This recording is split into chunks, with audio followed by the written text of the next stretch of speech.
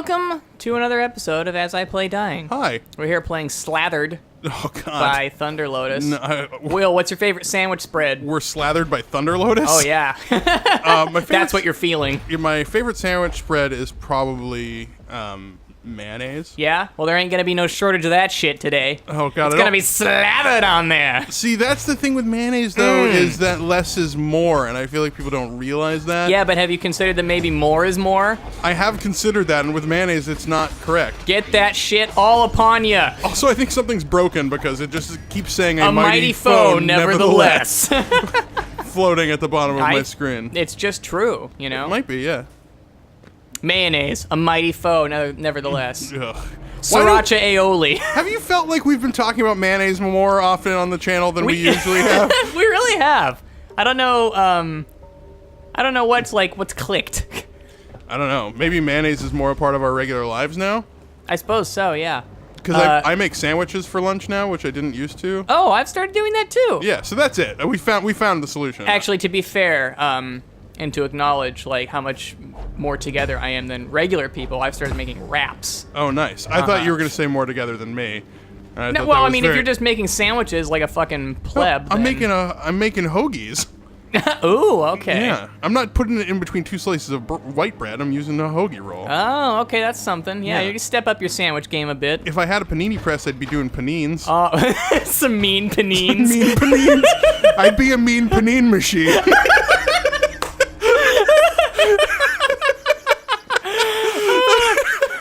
So fresh, so clean. That mean panine machine. Oh my God. Slathered's a fun game. You know, I think starting these games with a pun puts them on the wrong foot going forward. I completely disagree. I think it's the best foot to start with. All right.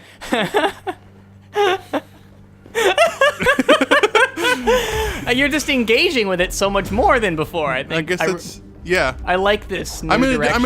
in a different place mentally than I was last week. I feel like, yeah. With the vicar of Wicker. Oh God. Oh, okay, no, fine. I won't make you go back there. Thank you. It's okay. I do think those were funny, though. I want it to be known. No, Will. I know they were funny. You don't need to tell me. I feel like I needed to because oh God. That was my A game, and I know it. I was doing a bit where I was being like, oh, these aren't funny. Yeah. But I didn't, they are funny. I don't want you to think that I was thinking less of you as a human or anything. Oh, no, I know you pretty well. Okay. And I know myself pretty well, and I know that I'm fucking hilarious. That is true. I think thanks. that most people would agree. Oh, thanks. 4 out of 5 dentists. And that 5th dentist can go fuck himself. That 5th dentist doesn't understand comedy. Yeah, he's probably not even accredited. I haven't fucking seen it. Accredited to rate comedy or to be a Either! dentist? Okay. Certainly not to rate comedy. Like, why do I give a shit about his opinion? I don't know. Motherfucker trying to drill my teeth out? Tell me I gotta get things, like, filled and wisdom teeth removed? Oh, I hate going to the dentist. I do think I need to get my wisdom teeth removed, though. Yeah, most people do. Wisdom teeth? Yeah. Yeah, well, that's the thing is they told me last time I went in, like, they're like, hey, are your wisdom teeth hurting you? I'm like, no. And they're like, oh, well, you still probably should get them removed just in case. I'm like, but you're going to charge me to do that. Yeah, except, I know, it seems like a fucking racket, but they, like, 99% of the time will just end up hurting you. Yeah, no, I know. So I got to do it, but I just, I haven't wanted to yet. Especially since they don't bother me currently. So, but I'll do it. Well, that's the thing, it's too. basically a free couple days off work. Exactly. Yeah. A free, that's the great thing about some sort of illness, if you know you're going to recover from it. Yeah. Is that it's like, it's a get out of life stressors free card. There's a word for that, by the way. I was just reading some infographic of a bunch of words for, uncommon words for emotions. Okay. Sorry, I was going to make a joke about just your half-finished sentence, but that's Oh, fine. no, Keep let's going. let's double back. No, I was just going to say, I like to imagine you looking at an infographic of words. Here's some words. Cat. Go on. Oh, that's what those are. Fuck. Oh, shit. I've seen those before. No, it was an infographic of, like I said, uncommon words for emotions. Like, Sonder was one. Yeah, I think that would be a good Which one I should for have the saved. beginning of this. Yeah, exactly. Next episode, we'll explain it. No, and there was one in there for, like, God, it had something to do with like the wish or the hope for an illness or a disaster to befall you. Huh. Which I've had before with illness because like when I get really stressed out about life, I then think, oh well, if I could just get sick, right. I would be out of commission for a while and nobody could criticize me for it. Have you ever made yourself feel sick in those situations? Like psychosomatically? Yeah. I don't think so. I feel like we talked about this briefly before, but okay, so I am a dumbass person. Let's well, we'll come back to that. Let's start with that. So I would sometimes not want to go to school. Uh-huh. Because I was a kid. Uh-huh. Sometimes you just don't want to go to school. Uh-huh. So then I would fake sick. That is not the side of this door that I hoped would open. So what is up with those other things? these, I don't know yet. They're an ability gate, but for an ability I clearly don't seem to have yet. Huh, okay. I thought when I saw the ability gate that it was yellow, I thought that meant that I could make it through it. Oh, well, it must have been the one that you just did. So then what that means to me is I need to go get this ability here somehow. Yeah, okay. So anyway, you were a kid and didn't want to go to school like all of us do. I swear I've talked about this recently on the show. I think it was the last episode, actually. Seriously? Okay. Well, never mind then. You all just heard it.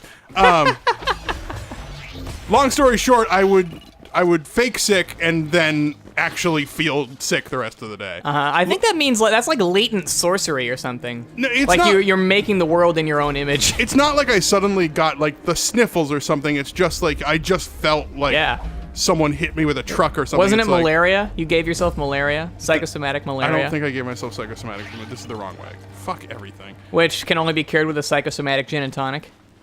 Can you cure it?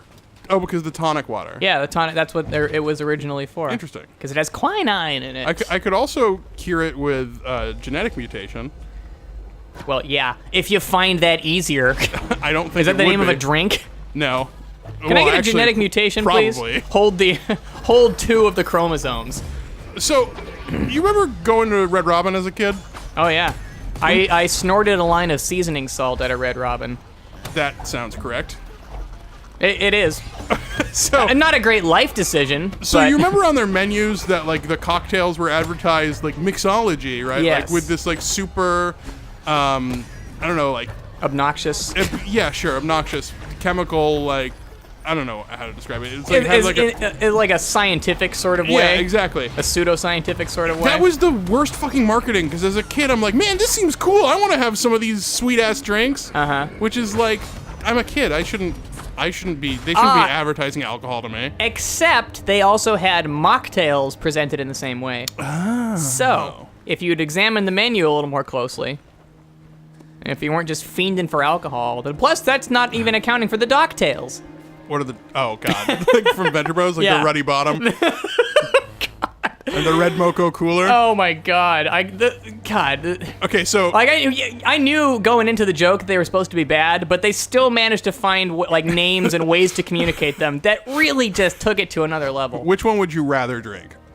Out of, what was it, those 3? The Red Moco Cooler and the Ruddy Bottom. The Red Moco Cooler, absolutely, because it doesn't bring to mind anal prolapse. Okay, but do you want to know what's in the Red Moco Cooler? It doesn't sound good. I believe that it is Nesquik and Kool-Aid. Oh, God. I believe. Oh, and there's no alcohol? I think there's alcohol, but I forget what it is. Okay, it doesn't matter at that point. the Ruddy Bottom is grenadine and tomato juice. Oh, Lord.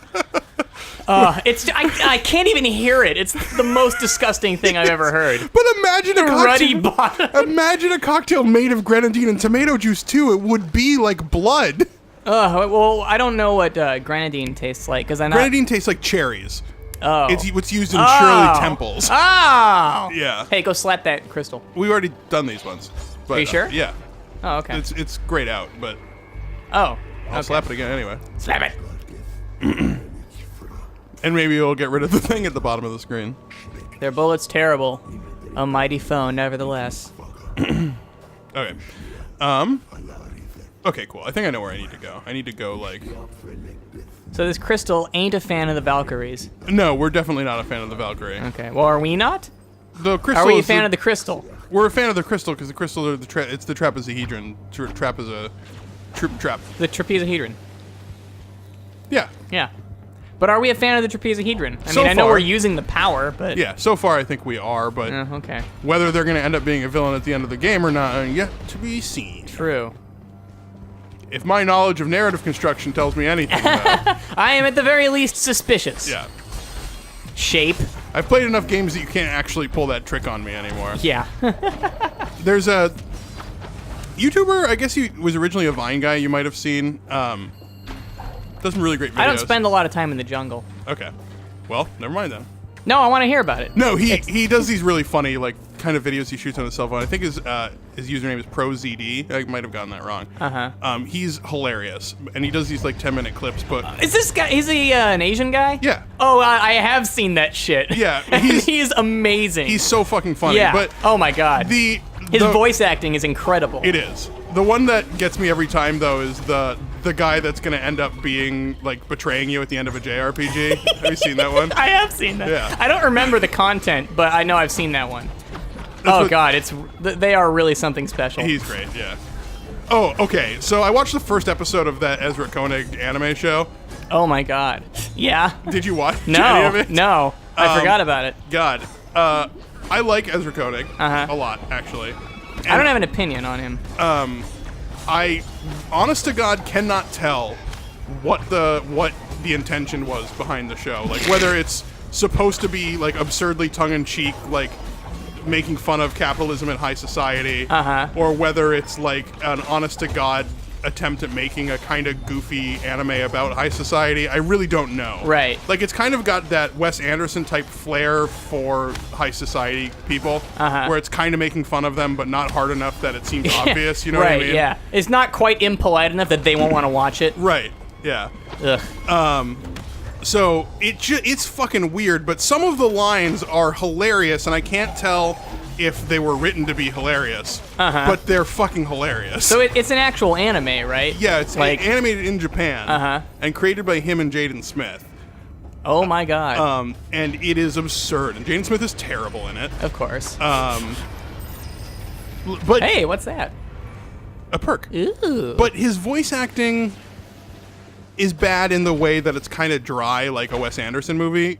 Would be voiced, but some of the dialogue is so absurd. Can you tell that every word is capitalized?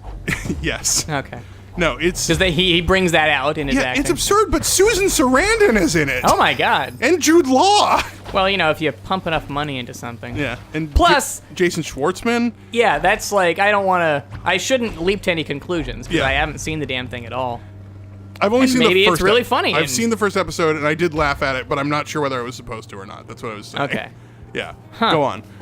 No, I said, well, that reminds me of something that I heard the other day. It was the Game Grumps podcast. Oh, they have a podcast? They do. Nice. Check it out. So I started listening to that. It was an old episode, but they were talking about how annoying it is that everything is like steeped in this ironic cynicism and detachment, and how they would like to see a little more actual sincerity in things, and that's what they liked about Nintendo, and I agree with that. So I agree with that was a good too. point. And I know we're not playing Earthbound on this episode, and we'll be playing it maybe the next day after this episode comes out. HBO's The Artund. Yes, but that is one of the things I up. really, really appreciate about that game. Yeah, is sincerity. That it's incredibly sincere. Pretty much throughout the whole thing. Yeah, dude, I'm like all about sincerity. It's for really, real. It's really dorky. I'll probably talk about this a lot more on that, so I'm not going to get into it too much here. But it's really dorky. But it's so like it's heartfelt and genuine about what it is. Like Undertale's the same way. Yeah, that's why Undertale's great. Yeah. In my opinion, it's so like it knows what type of game it wants to be and what its humor is and who it is, like what its voice is. Like it. You feel very connected to it because it's so just pure and genuine. Yeah, I think that kind of thing really comes through. Yep. In all kinds of different applications. I was actually thinking about this a lot yesterday. Oh, yeah? Because, as I text you, Charles Bradley passed away. Oh, yeah, I couldn't believe it. which made me. I was actually surprised at how sad it made me because I really have only known about him for like a year, right? less than that. I heard of. I mean, we saw him at Sasquatch. Oh, That's right. really when I knew about him for like a year. So I only really knew about him for like a couple months. Uh-huh. And still, I was really bummed about it. Yeah. Because we saw well, him. that guy, you want to talk about sincerity. Exactly. That's what I'm saying. Is like I saw him live, and it's just like you felt like this dude he really, really loved what he was doing, and he got to do his favorite thing in the world. Uh-huh. And so, like, being in a place where you can see him doing that it was a very special moment. Yeah, absolutely. Yeah, that's not even a style of music that I like very much. Right. But he brought all those qualities to his live show. Yeah. Like you were just talking about. Oh, careful, you're about to die. I saw that, yeah. And yeah, there was just, the show was so good and had this honesty to it, which, that seems like a hard, really subjective thing to talk about. Right. I don't know if it's something that we should necessarily, like... I think we should just applaud it when it's there. Exactly. Like when it's intelligible. Right. We don't need to necessarally... manufacture it? yeah, exactly. Because you can't. I mean, you can't. That's that's what's great about it. And I don't know. Yeah. It's hard to talk about. It is. So I'm trying... I know what you mean. Yeah. You want to be able to, like, objectively identify everything that you're discussing as qualities, but I can't really. I can just say that when I see this, that's what I see. Right, exactly. So, but no, I think that there is this entire, like, it's almost nihilistic. Yes. Which is actually part of the thing with Neo Yokio, that Ezra Koenig show, is like... Oh, that's the show? Yeah. Oh, okay. The Jaden Smith character is incredibly nihilistic, but I don't know if it's like him doing social commentary about that thing, about that nihilism, or whether it's sincere, like this is the worldview that I want to have. Right. I don't know. It's tough to tell. Yeah, I guess I'm going to have to just fucking watch it. Yeah, I've only watched the first episode, so I just really don't know. It's very strange. Jude Law's a robot butler, though, so there's that. Hey.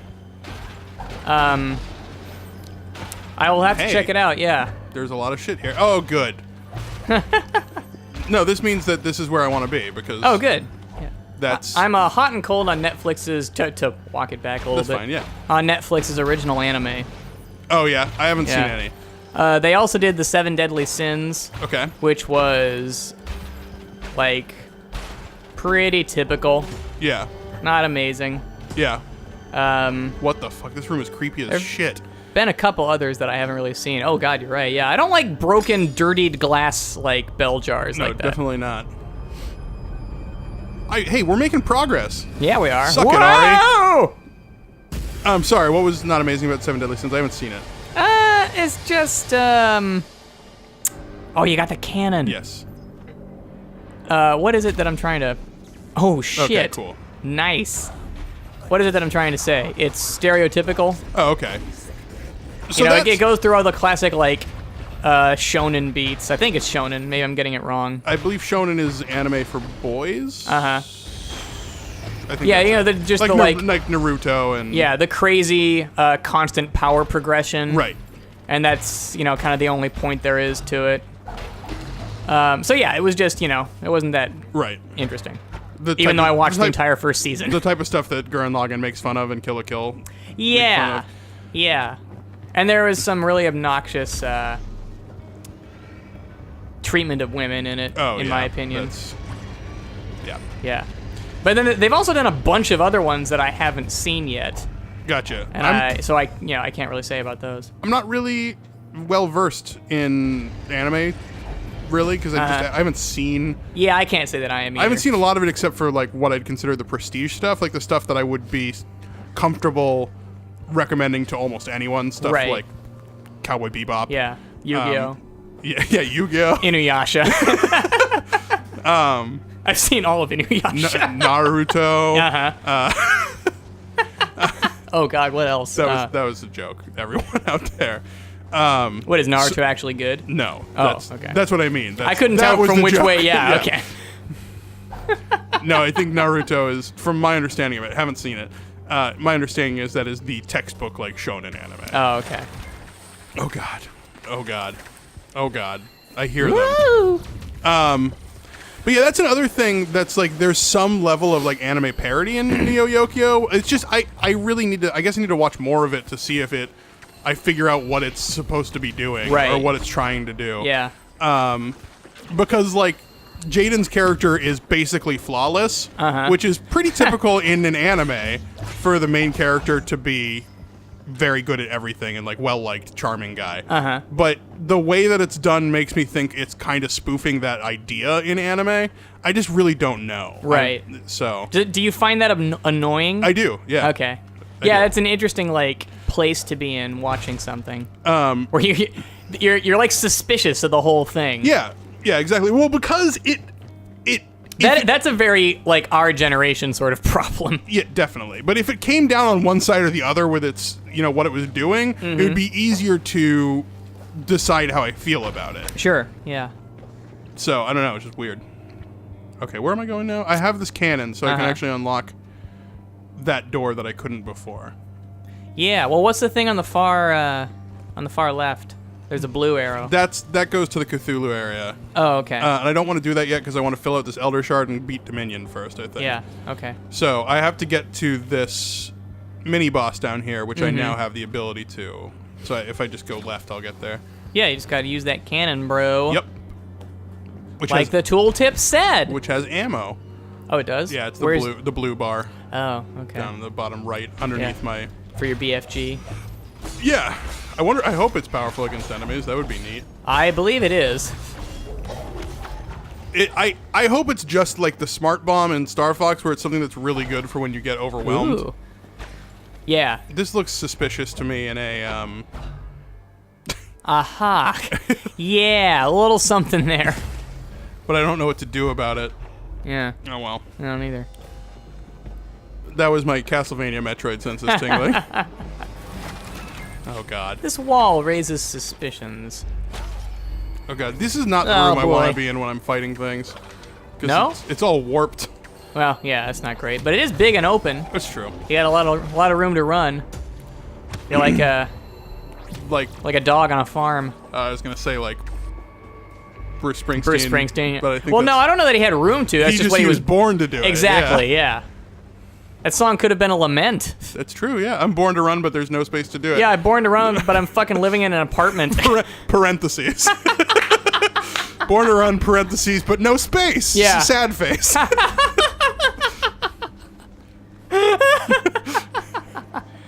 Second parenthetical, no. Parenthetical, something, New Jersey. Seriously. Factory worker. I'm not that familiar with Bruce Springsteen's work. He's a musician. I know this much. Sorry, okay, I am familiar enough with his work to know what he does. Oh, okay. Yeah. Oh, God. Oh, God. Oh, God. I don't know what kind of horse he rides on. Like, he gets lumped in with Bon Jovi a lot because they're both big arena rockers from New Jersey. Yeah. But Bon Jovi, at least, is explicit about the variety of horse that he rides. I see. Springsteen hasn't come down hard on one side or the other. You know what else hasn't come down hard on one side or the other? For expediency's sake, I'm just going to say the next episode of As I Play Dying. Cool, thank you. You're welcome.